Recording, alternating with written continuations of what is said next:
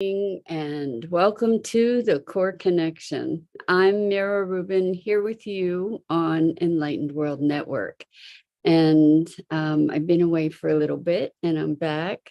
And I'm actually having to sign in here to restream. So give me a second because otherwise I'm not going to be able to see your chat. So it's great to be back with you. And today we're talking about fireworks and subtleties because that has been on my mind as a result of the retreat that I attended over the past several days. So now we've got Restream pumping here and we're back and cooking with gas. Okay, so before we get started, what we're going to do is take a couple minutes to get present. And let's take a deep breath in through your nose and hold it. And imagine clean, crisp oxygen flooding your lungs, flowing into your bloodstream, nourishing all your cells, all your organs, bringing vital life energy to your body and being. And as you exhale any tension, stress, negativity, fatigue. And now let's take another deep breath in through your nose and hold it.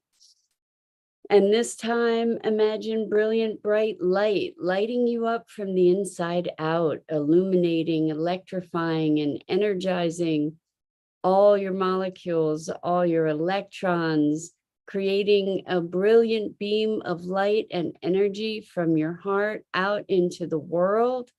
And as you exhale any remaining tension, stress, negativity, fatigue. And now let's press our palms together and vigorously rub your hands together, feeling the friction, the temperature, the pressure, the motion, and the tickling and tingling when you stop, and allow all those sensations to bring you present right here, right now, into this remarkable physical form that enables you to experience life. Welcome, welcome, welcome. So I went on an ayahuasca retreat, and ayahuasca is sacred indigenous medicine. And so it was a super powerful ceremonial experience with magnificent music and singing and chants, and of course the medicine. And I had heard all kinds of very intense stories from people who experienced the medicine and before going, and visions and mystic travels and really transformative experiences and revelations. And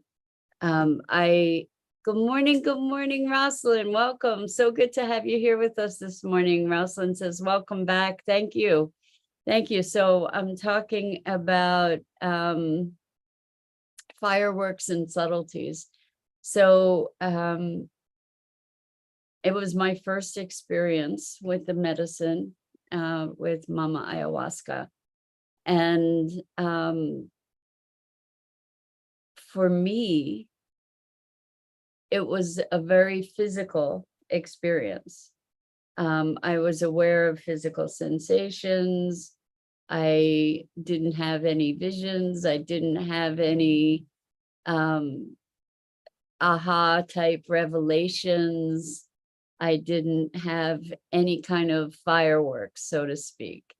And other people were seeing spirits and traveling the cosmos and visiting with ancestors and, having these very, very powerful awakenings and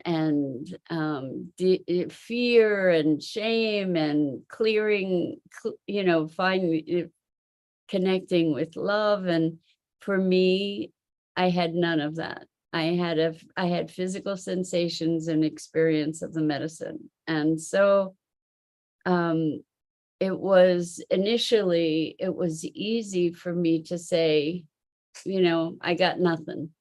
Like, what did I get out of this? I wasn't really clear. And so I've been sitting with that. It's been really, really interesting, because here I was in this magnificent, really holy, sacred space. Good morning, Gia. Welcome. It's great to have you back here with us. And I'm sharing my experience of the ayahuasca retreat I attended, because it was very interesting. After we drank medicine on Thursday night, Friday night, and Saturday night, and on Friday and Saturday we had sort of a debrief session where an integration session, and people were talking about all these dramatic experiences that they had. And when it came to me, it was just like, no, for me, it was purely physical. I think I might have been the only one there who just had no visions, so to speak. So what was very interesting is that the people that were facilitating, the shamans that were running the retreat, told me that there are some shamans that never have any visual experiences at all. And they said, it's sort of window dressing. It's just story. It's just drama. It's not the essence of the work with the medicine. And so here I was saying, I don't know what this experience was. And ironically, as I step back and look at it, it's just, here I was in this remarkably holy place, where there was this experience of holiness, sacredness, and being present to that, being present to the energy of it. So that in and of itself was transformative. And then I got to start looking at what was arising for me.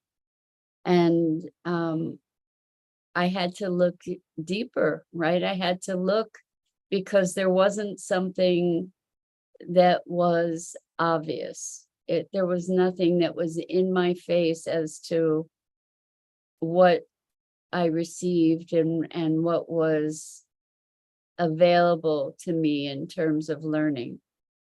And then as I allowed myself to be present to the experience rather than my expectation of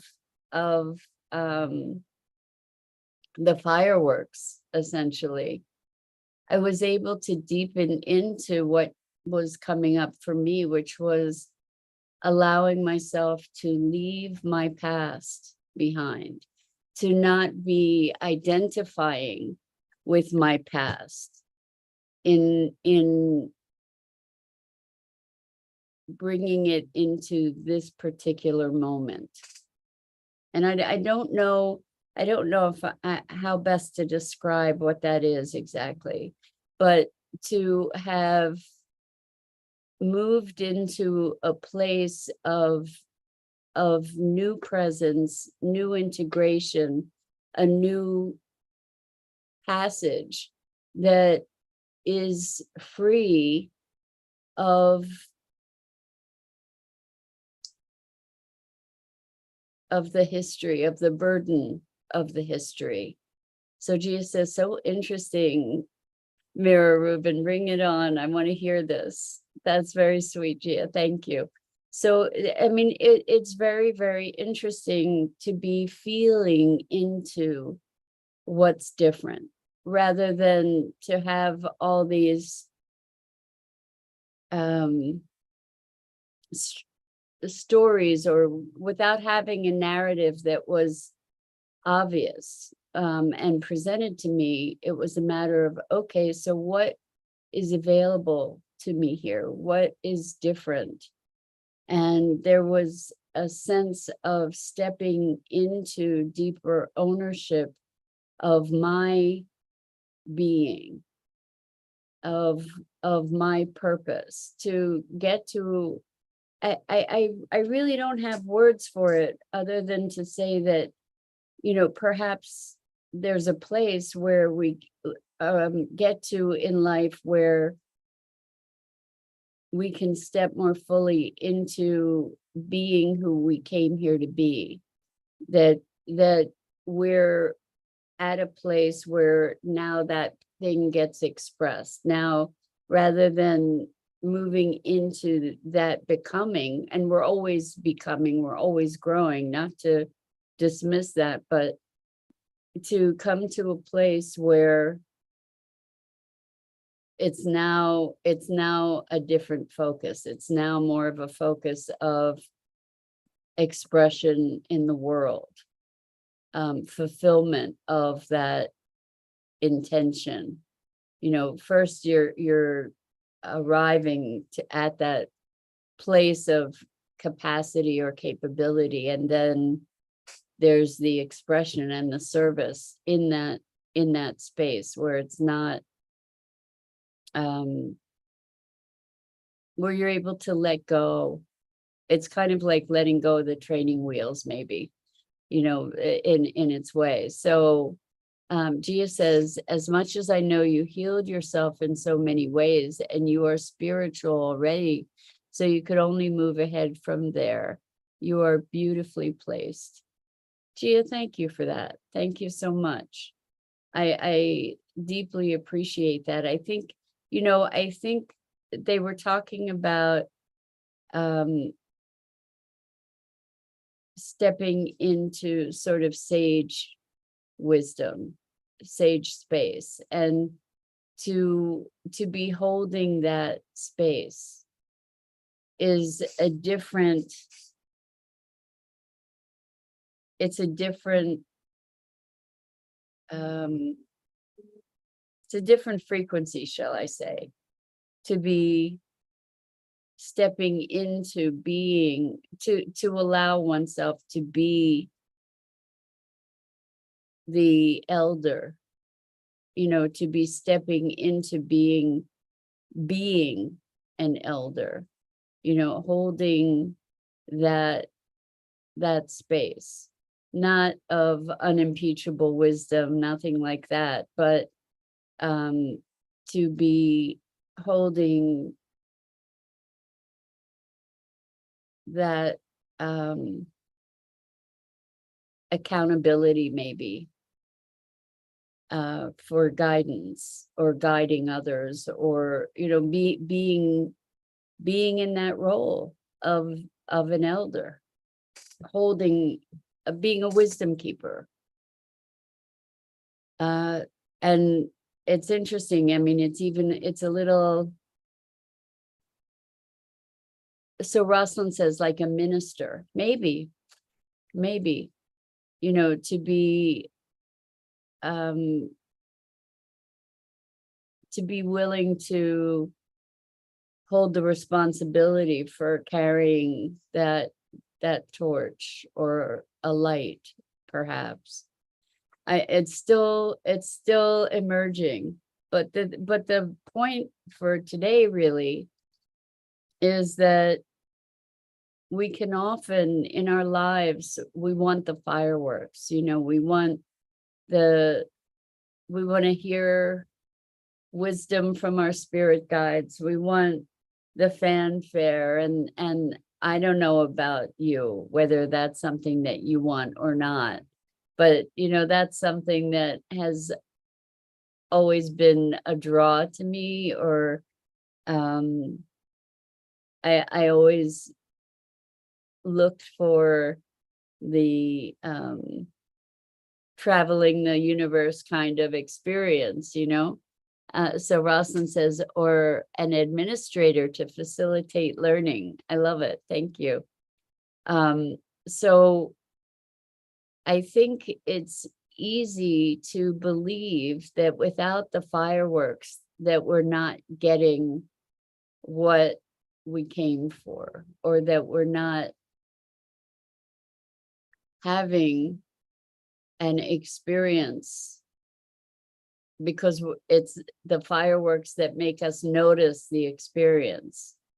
And if we look at any moment in our lives, if we look at all the experiences in our lives, we have the opportunity in any moment to be able to find lessons, to be able to find meaning.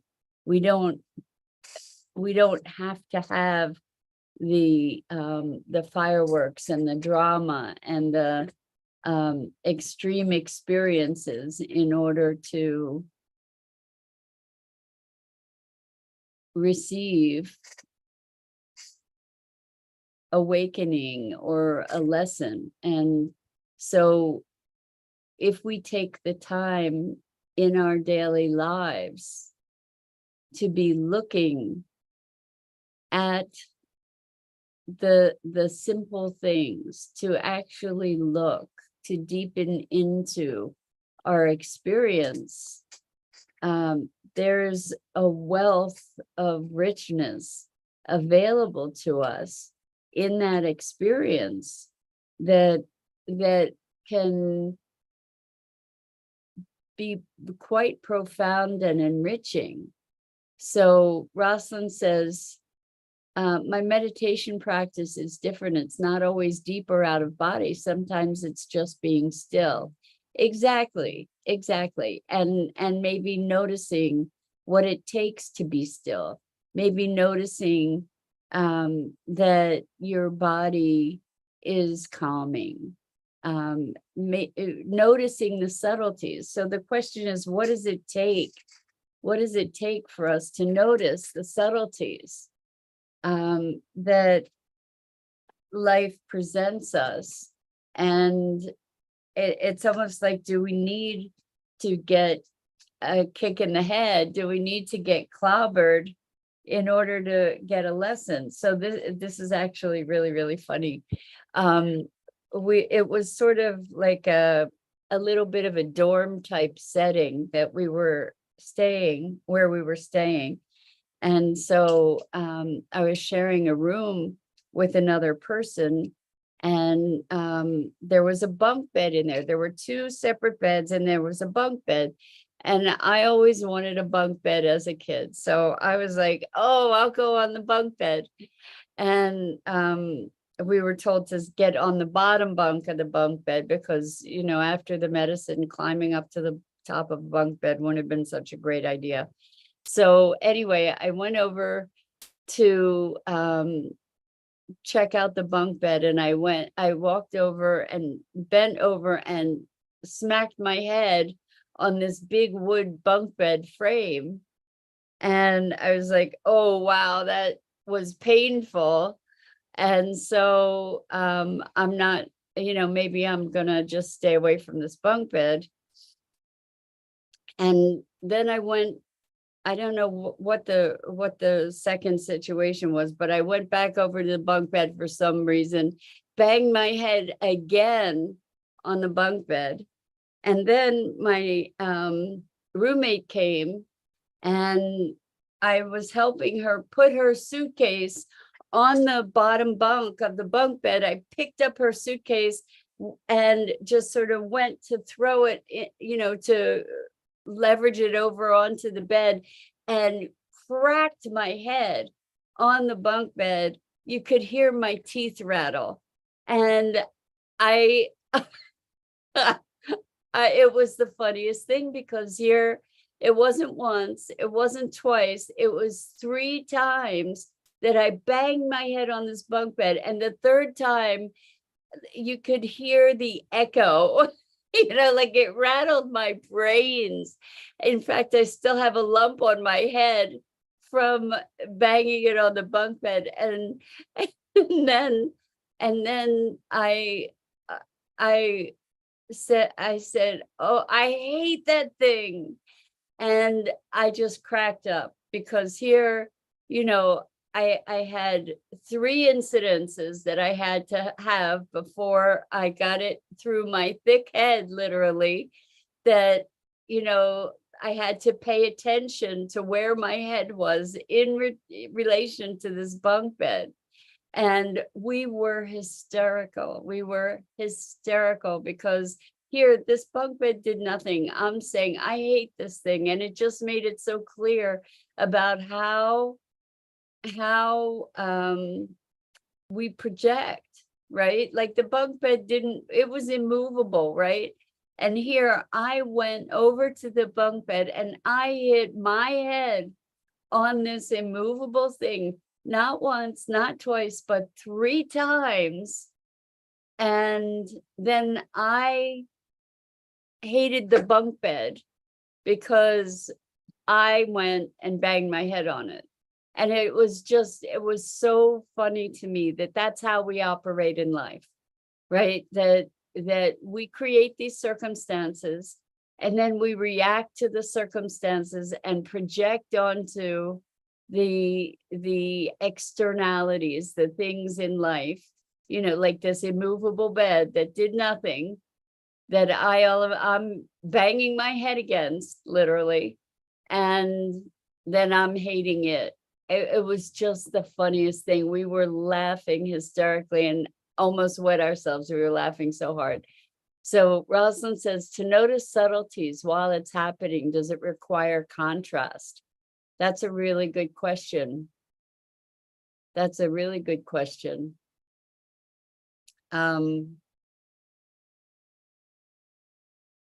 Yeah, I don't know. So Rosalind continues, but if it's something you haven't experienced before, maybe noticing subtleties involves setting aside contrast and allowing. Yeah, so I think it takes, I like that you said allowing. It takes being aware. Maybe it is a matter of contrast. Maybe it's stepping back to be able to see the interplay of more elements. You know, maybe to be able to step back and see a bigger picture. Because, you know, like when I was looking at experiences, you know, I didn't have this dramatic experience when I was laying on the mat that everybody else was focused on, as far as, you know, traveling the universe and in my mind. But I did have a dramatic experience of being there, you know, like that. It was a profound experience. And somehow, you know, when I was focused on the fireworks, I wasn't able to stand back and look at this sacred experience and being in this space of ceremony and holiness. So, you know, maybe it is contrast or a bigger perspective. So Gia says, my meditation is not even being still. It's just about being present to my moving restlessness and whatever is happening. It's like just witnessing the happening. But yeah, I've never had out of body experiences, at least just opening myself to every experience is something I learned through meditation. Thank you for sharing your experience, Rosalind. Yeah, exactly. I do thank you both. I haven't had the dramatic cosmic travel experiences that a lot of people had. Like when I was at the Joe Dispenza meditation retreat, I did not have dramatic experiences while lots and lots of other people did. So, you know, this was kind of more of the same in that way. But being in that space, being in that energy with the Joe Dispenza retreat, as well as with the ayahuasca retreat, was a powerful experience in and of itself. Anyway, I think that's it for this morning. Time flew this morning. And it's great to be back with you. And I look forward to having our conversation tomorrow. I so appreciate your engagement and your sharing. And I do invite you to look at fireworks and subtleties, and what does it take for us to have a lesson that we will take away with us. So I'm Mira Rubin. This is the Core Connection, and I go live here each weekday morning at 9 a.m. Eastern on the Enlightened World Network Facebook page and YouTube channel. And I invite you to check out the other awesome programming on Enlightened World Network and Enlightened World Living. And I'm just so grateful to you and for the opportunity of this time that we share together. So until